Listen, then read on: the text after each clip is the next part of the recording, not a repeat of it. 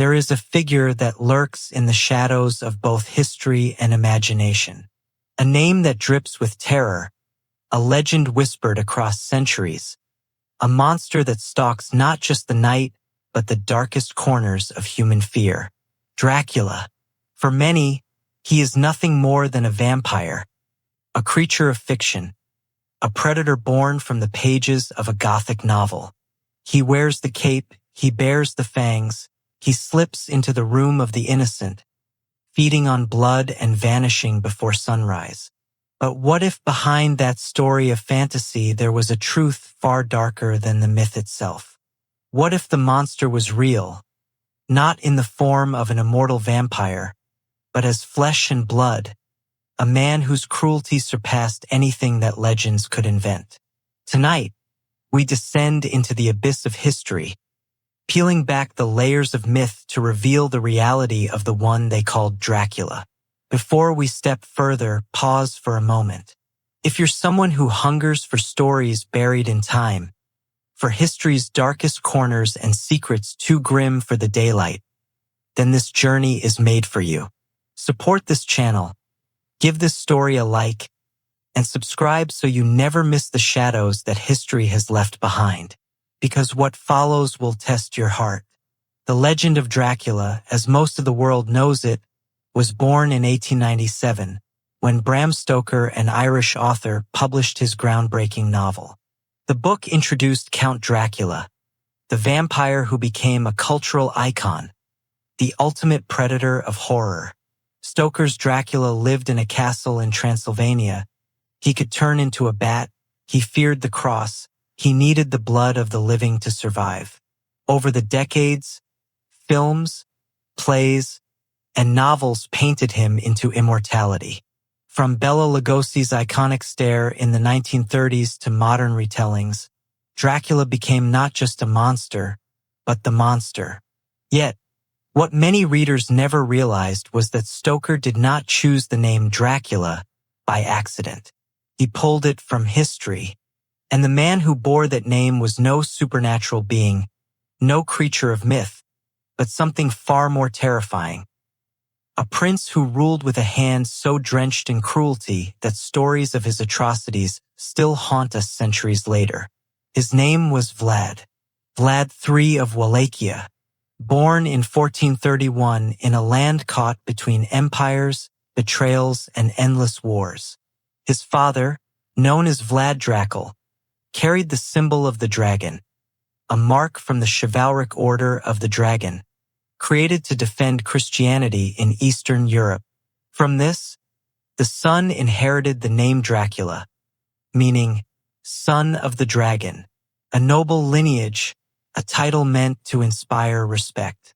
Yet what Vlad would become earned him a darker title. He became known as Vlad the Impaler. And to understand how the vampire myth connects to this historical prince, we must first step into his life. A story so drenched in violence that even the most twisted folklore pales in comparison. Vlad's childhood was no tale of comfort. He grew up in a world ruled by fear and betrayal. His homeland, Wallachia, sat as a fragile buffer state between two mighty powers, the Christian kingdoms of Europe and the ever-expanding Ottoman Empire. His father, desperate to maintain his throne, struck alliances where he could. At one point, as a pledge of loyalty to the Ottomans, Vlad and his younger brother were handed over as hostages. Imagine being a child, torn from your home, sent to the court of your enemies, raised not in safety but under constant threat. There, in the Ottoman court, Vlad learned more than languages and politics. He witnessed cruelty, the art of intimidation, and the ways in which fear could control men more effectively than loyalty. Seeds of brutality were planted in his young heart, seeds that would later bloom into acts so gruesome that even the Ottomans themselves recoiled. When Vlad returned to Wallachia, he was not a boy but a hardened figure shaped by betrayal. He took the throne in a time when chaos reigned. His lands were constantly threatened by invaders, his position challenged by rivals, his people fearful and restless. To rule here, mercy was weakness, and weakness meant death. Vlad understood this deeply, but he went beyond the politics of power. He believed that fear itself was the strongest weapon a ruler could wield. And so he began to cultivate terror as his tool, cruelty as his language, impalement as his signature. The act of impalement was not new to history, but Vlad made it infamous. Victims were hoisted upon sharp stakes driven through the body, sometimes vertically, sometimes horizontally, left to hang for hours, even days, until life finally drained from them. The sight was not merely execution, it was psychological warfare. To approach a city and see thousands of bodies writhing and rotting upon stakes was to step into a nightmare. It is said that in one campaign, he ordered the impalement of 20,000 men, women, and children outside a single city, creating what came to be known as the Forest of the Dead. The Ottoman army, hardened by countless battles, was so horrified that many soldiers turned back, unwilling to fight a man who seemed less like a ruler and more like a demon. Stories of his cruelty spread far and wide, whispered across Europe and beyond. Some saw him as a monster, others as a protector who kept invaders at bay through terror. To his people, he was both savior and butcher, and this duality, hero to some, demon to others, began to blur the line between man and myth.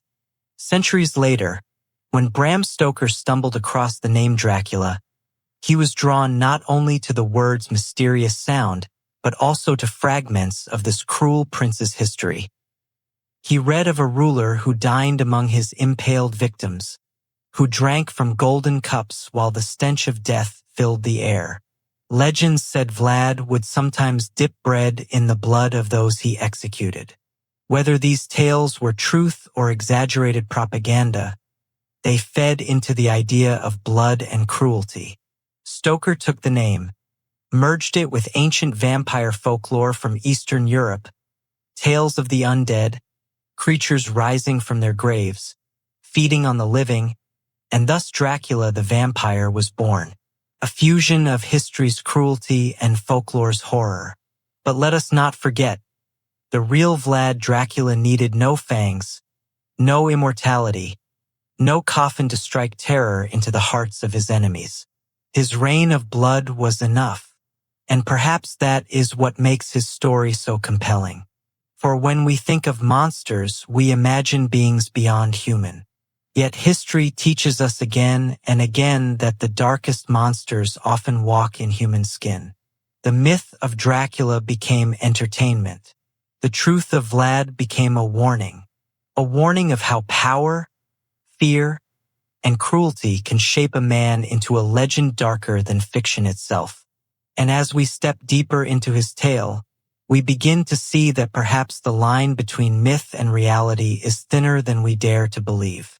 Vlad's reign was soaked in the blood of enemies and tainted with the stench of fear. But behind the monstrous cruelty there was also a brutal logic. Wallachia was a land of shifting loyalties, of nobles who betrayed their rulers, of foreign armies that marched across its borders as if it were nothing but a chessboard. To survive as a prince here, trust was a luxury no one could afford. Vlad knew this better than anyone, and instead of depending on loyalty, he built his power on terror. The boyars, the noble families of Wallachia, had betrayed his father and brother. Vlad never forgot. When he seized power, he gathered them for a feast. What appeared to be a moment of reconciliation soon revealed itself as a trap. Some nobles were killed on the spot, their bodies discarded as warnings. Others were marched away, forced to work themselves to death building his fortress. A new message was being carved into Wallachia's bones. Betray Vlad Dracula, and there is no escape from his wrath. And yet, his cruelty was not only directed inward. The greatest threat to Wallachia came from the south, where the mighty Ottoman Empire expanded like a relentless storm. The sultans demanded tribute, a yearly price in gold and in loyalty. For many rulers, this was unavoidable, a necessary compromise to keep their lands intact. But Vlad was not like other rulers. He despised the Ottomans for the years he had spent as their hostage, for the humiliation his family had endured, and for the constant shadow they cast over his throne. When they demanded submission, Vlad answered with defiance, and when they sent envoys, he gave them no respect.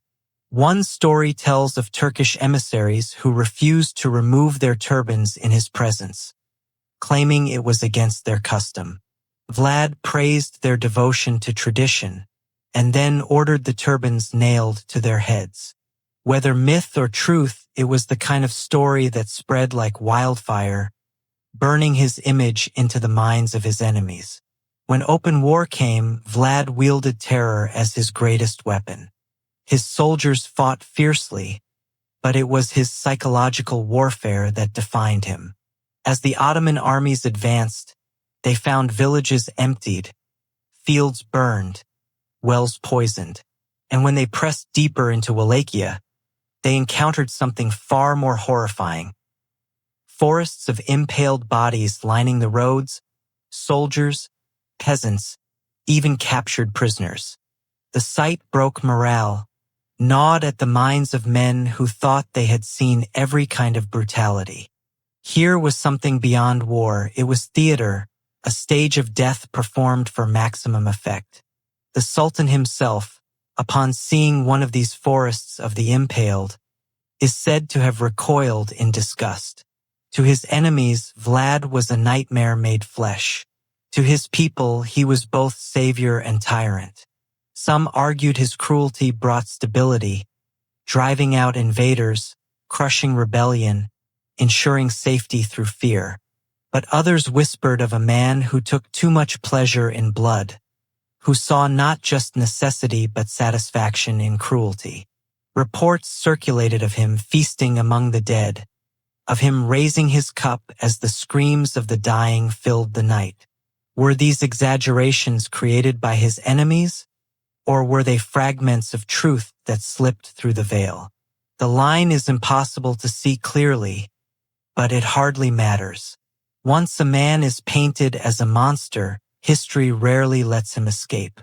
And so the name Dracula began to spread beyond Wallachia, across Europe, carried by merchants, diplomats, and travelers. In the German lands, pamphlets circulated filled with lurid tales of the impaler's cruelty. The printing press was young, but already the power of the written word was transforming how quickly stories could travel. These pamphlets, often filled with exaggeration, depicted Vlad as a sadist who delighted in torture. They described scenes where he impaled thousands, where he boiled people alive, where he mutilated women and children. Some even claimed he ate his victims or drank their blood. Whether these were facts or fabrications, they burned his reputation into legend. Centuries later, when Bram Stoker began writing his novel, he came across these accounts. Here was a name already bathed in blood, already infamous for cruelty. Stoker drew inspiration from this, merging it with the vampire folklore of Eastern Europe. The people of Transylvania and beyond had long believed in creatures called strigoi, restless spirits of the dead who rose from their graves, wandering the earth to feast on the living. Stories told of corpses that refused to decompose, of villagers digging up graves to stake the bodies through the heart, fearing that the dead would not stay buried. Stoker wove these fears together with the bloody legacy of Vlad, birthing the Dracula who has haunted us ever since. But step back for a moment. Ask yourself, which is more terrifying? A mythical vampire who stalks the night, feeding on human blood, or a prince of flesh and bone, who used real blood, real terror, and real cruelty to rule his people? The vampire is a story, a creation of imagination. Vlad Dracula was real. His cruelty scarred lands, shattered armies, and terrified generations. What makes his story even darker is that to some, he was not merely a villain. In parts of Romania, legends still linger that Vlad was a strong ruler who defended his land from foreign domination, who brought order where chaos reigned. They remember a prince who protected his people, even if his methods were brutal. For them, Dracula is not only a monster but a protector, a paradox of savior and butcher. It is this duality, this complexity, that makes his history so captivating. The truth and the myth intertwine like a web of shadows. One thread is fact, the other fiction, but together they form something greater, something enduring. And it raises an unsettling thought. Perhaps the myth of Dracula, the vampire who lives forever, is symbolic. For in a way, Vlad the Impaler has achieved immortality. His cruelty, his name, his legend, they have never died. They live on, whispered in stories, immortalized in novels, embodied in film. He has become what every tyrant secretly longs for: eternal fear, eternal remembrance. And still, the question lingers, did Vlad truly cross the line into blood-drinking madness? Or were these tales the inventions of enemies eager to paint him as inhuman? The truth may never be fully known, but sometimes truth is not needed. The fear alone is enough. The fear kept invaders at bay, kept peasants obedient, and kept his memory alive for centuries. Vlad understood that fear itself is a form of immortality. The myth of Dracula may have sharpened his fangs, but the truth gave him something far worse, a reputation no grave could bury. He remains suspended between history and nightmare, between truth and myth, a man and a monster fused into one. And as long as stories are told, Dracula will never die. The story of Vlad Dracula is not just one of cruelty and terror. It is also a story of betrayal, of shifting allegiances, of how a man who wielded fear like a weapon eventually became trapped by it.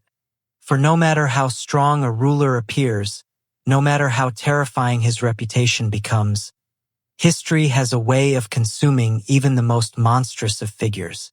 After his campaigns against the Ottomans, after the forests of the Impaled had left their mark upon Europe's imagination, Vlad seemed untouchable. But power in Wallachia was never stable. Rivals lurked in every corner. Noble families remembered the blood spilled upon his orders, and neighboring kingdoms watched for opportunities to strike. Vlad himself understood that his throne rested not upon loyalty but upon the trembling of those too afraid to oppose him. Yet fear cannot last forever. Terror, once familiar, begins to lose its edge. It was betrayal, as it so often is in the annals of history, that set the stage for his downfall. Political games played by both the Hungarians to the west and the Ottomans to the south chipped away at his position. His enemies painted him not only as cruel but unstable, a ruler whose bloodlust endangered allies as much as foes. Stories of his atrocities circulated faster than ever, and not all of them came from foreigners. Many of his own people had grown weary of a prince who left death in his shadow. Even so, Vlad was not a man easily toppled. He fought with ferocity, clung to power with the determination of one who knew only survival. But eventually the web of politics caught him. He was captured, imprisoned by the King of Hungary. For more than a decade, Vlad was a prisoner, and during this time the legends around him only grew. Imagine the irony. While chained in a foreign dungeon, he was becoming immortal in reputation. Pamphlets, chronicles, and rumors spread like wildfire, each retelling his cruelty with fresh exaggerations. The more outrageous the tale, the faster it spread. To some, he was a devil. To others, a necessary evil. But to all, he was unforgettable. When he was finally released and restored briefly to the throne, he was no longer the man he once had been. His reign was short, his enemies too many, and in the end, his story closed as brutally as it had been lived. In 1476, Vlad Dracula was killed in battle. The details are shrouded in mystery. Some say he was betrayed by his own men. Others claim he fell at the hands of the Ottomans. What is certain is that his body was mutilated, his head severed and sent to Constantinople as proof of his death. The Sultan, once terrified by forests of impaled corpses, now held Vlad's head as a trophy. The monster of Wallachia had been reduced to nothing more than a grisly reminder. But death did not silence him. In many ways, death only freed his legend. His enemies had already turned him into something larger than life, a symbol of cruelty so vivid it seemed inhuman. And from this soil of fear, myth sprouted like wild vines. Tales of his cruelty twisted into whispers of him drinking the blood of his victims. Accounts of him dining among the impaled blurred into images of a ruler who feasted on blood itself. And all across Europe, the terrifying reputation of Vlad the Impaler began to merge with folklore about the undead, those restless spirits who haunted villages and drank the life of the living. These superstitions had existed long before Vlad. In the villages of Transylvania, Moldavia, and beyond, stories of the Strigoi circulated from generation to generation. The Strigoi were said to be souls trapped between life and death, cursed to wander the earth, feeding on the living to prolong their unnatural existence. Graves were sometimes dug up when villagers believed a corpse was restless. Bodies were staked, burned, or even decapitated to ensure they would not rise again. It was a world where the boundary between the living and the dead felt fragile, where fear of the supernatural was woven into daily life. And so when Vlad's story spread beyond his homeland, when tales of his cruelty and his supposed taste for blood were carried across Europe, the myth of Dracula found fertile ground. He became not just a tyrant remembered in pamphlets, but a figure woven into the very folklore of death and the undead. By the time Bram Stoker discovered his name centuries later, the soil was rich, ready to birth a vampire that would haunt literature and film forever. But pause for a moment. Consider how history and myth feed upon one another. A cruel ruler becomes a monster in stories. A monster in stories inspires a character in fiction, and that fiction becomes so powerful that it overshadows the history that created it. Today, when most people hear the name Dracula, they think not of Wallachia, not of Ottoman wars, not of a forest of impaled bodies, but of a pale vampire with fangs, draped in a cloak haunting castles and crypts. The myth has consumed the man, and yet, without the man, the myth would never have existed. Perhaps that is what makes Vlad Dracula's story so chilling.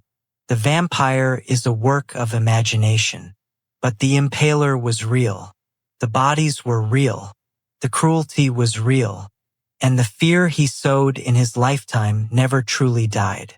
It survived his death, lived on in pamphlets, flourished in folklore, and ultimately found its way into the imagination of a novelist who gave it immortal form. Vlad the Impaler achieved what no ordinary tyrant could. He became a legend that outlived not just his enemies but centuries themselves. And so the truth and the myth are forever bound together. The truth is that Vlad Dracula was a prince, a ruler who lived and died in the 15th century. The myth is that he was a vampire, immortal and unkillable.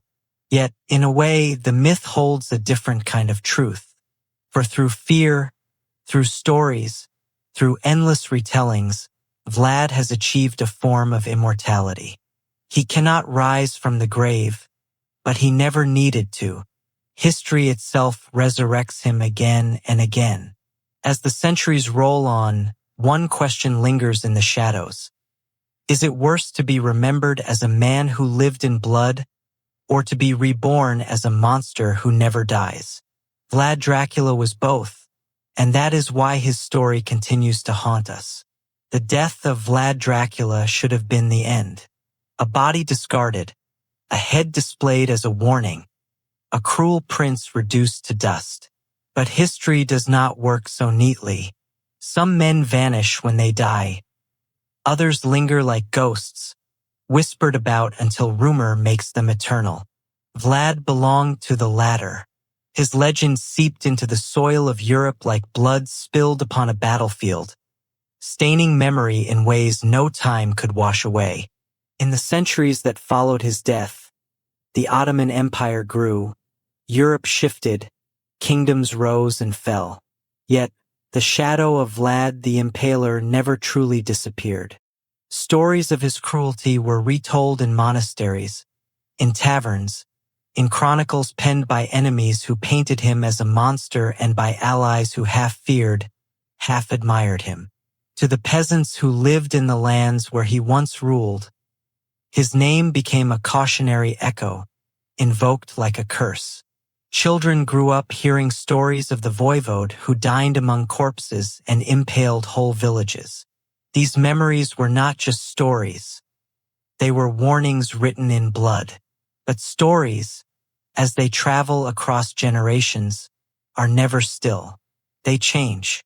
They adapt. They borrow from the fears of the age in which they are retold. By the 17th century, tales of Vlad's cruelty began to blur with the older, deeper folklore of the Carpathians. The Strigoi, the revenants, the restless dead who rose from their graves to torment the living, had always haunted the imagination of peasants. Fear of the dead was not a superstition confined to villages. It was woven into the fabric of life. In an age when plagues swept through Europe, when entire families could perish in a week, the unseen was as terrifying as the seen. People who died suddenly or violently were believed to return, their souls unable to rest. Graves were disturbed, corpses mutilated, rituals performed to keep them bound to the earth. It was in this world of disease, death, and folklore that Vlad's memory transformed. He was no longer just the impaler. He became something darker. Whispers said he did not merely kill his enemies but drew strength from their blood. He did not simply rule through fear. He fed on it, thrived upon it. The seeds of the vampire myth had already existed, but Vlad's legend gave it a face, a name, a history rooted in cruelty so extreme it seemed supernatural. Centuries passed, and Europe's fascination with the supernatural grew. In the 18th century, vampire panics erupted across regions of Eastern Europe. Officials wrote reports of corpses found undecayed in their graves, of villagers convinced that the dead were rising to prey upon the living. Bodies were exhumed, hearts staked, heads severed, all in an attempt to ward off the terror of the night. Scholars, priests, and travelers carried these stories westward, and by the time they reached Enlightenment Europe, the vampire had become more than just a peasant superstition. It was a figure of fear that crossed borders, a creature of death that haunted the imagination of the educated as much as the unlearned. And then, in the 19th century, the myth reached its most enduring form. Bram Stoker, an Irish writer fascinated by the dark and the exotic, stumbled upon the name Dracula. He likely knew little of the true Vlad Tepes, but he recognized in the name a sound that dripped with menace. Dracula, a word that carried echoes of dragons, devils, and ancient power. Stoker borrowed the name, borrowed fragments of folklore, borrowed the fear of blood and death that had haunted Europe for centuries, and gave birth to a character that would change literature forever. Count Dracula was not Vlad Tepes. He was not a Wallachian prince, not a ruler who fought the Ottomans, not a man who dined among the impaled, but he was born from the soil of Vlad's legend. Stoker's vampire was immortal, seductive, aristocratic, haunting his castle in the Carpathian Mountains. He traveled to England, preying upon innocence, spreading terror like a disease. And in him, audiences found both fear and fascination. He was not just a monster. He was a reflection of human desire and dread. The hunger for blood became a metaphor for forbidden passion, for mortality, for the corruption that lies beneath the surface of civility. The novel Dracula, published in 1897, ensured that Vlad's shadow would never fade. Though Stoker's creation only loosely drew upon the historical figure, the connection between the Impaler and the vampire was cemented in the public mind. History and fiction fused, and the myth of Dracula eclipsed the man who had inspired it. And then came the 20th century. Cinema, the new art of storytelling through light and shadow, seized upon the vampire with delight. Silent films like Nosferatu brought the image of the undead to life, transforming folklore into nightmare visions projected on the screen. Bela Lugosi, with his piercing gaze and heavy accent, gave the vampire his most iconic form, cloaked in black, aristocratic, mesmerizing. Later, Christopher Lee's terrifying presence carried the vampire into the modern age, a figure both monstrous and magnetic. With each new adaptation, Dracula grew, shifting and changing to reflect the fears of the age. In some eras, he was a symbol of plague, in others a figure of forbidden sexuality, in others still a metaphor for power unchecked. But through it all, one truth remained. The myth of Dracula had become immortal. From the forests of impaled corpses to the castles of cinema, from whispers of the Strigoi to novels that never die, the story has traveled across centuries without fading. And here is where truth and myth meet in the most haunting way. Vlad the Impaler, a man of flesh and blood, lived a life drenched in cruelty. He impaled, he tortured, he terrified. His enemies cursed his name. His people feared him. His foes remembered him. He died, as all men must, his body mutilated, his head displayed. And yet, his cruelty was so extreme, so unforgettable, that it refused to stay buried. It transformed, fed upon imagination, and rose again in another form. That is the essence of immortality. Not the immortality of the vampire, who drinks blood to avoid the grave, but the immortality of memory, of story, of legend. Vlad Dracula achieved what countless kings and conquerors could not. He became eternal not through glory but through terror. He became immortal not because of love or honor but because of fear. And perhaps that is what chills us most. The vampire is only a shadow, a myth born from imagination. But Vlad Tepes was real. He walked the earth, breathed the air, spilled the blood. His reign of terror was no story, no fiction, no fantasy. And if a man such as he could exist, if history itself could give birth to a figure so monstrous that imagination transformed him into the undead, then what does that say about the darkness of humanity? The truth of Dracula is not that he was a vampire, but that he was worse. He was human, and in his humanity, he revealed the depths of cruelty that mankind is capable of. The myth gives us a monster who can be slain with sunlight and silver. The history gives us a ruler who could not be stopped until betrayal and death claimed him. Which is more terrifying, a creature of fantasy, or the knowledge that the real horror was always us? As you listen now, centuries after his death, as stories of vampires fill books and screens, as Dracula remains a name instantly recognized around the world, remember that it all began with a man, a throne, and a forest of corpses. Remember that behind the cloak and the fangs, there was a prince who turned cruelty into policy, who made terror his crown, who carved his immortality out of fear. And so, the next time you hear the name Dracula, ask yourself, are you thinking of the myth or the man? The vampire who drinks blood, or the ruler who bathed his land in it. Perhaps it does not matter, for in the end, truth and myth have fused into one. Vlad Tepes, Count Dracula, the Impaler, the vampire, different faces of the same shadow, a shadow that will never die.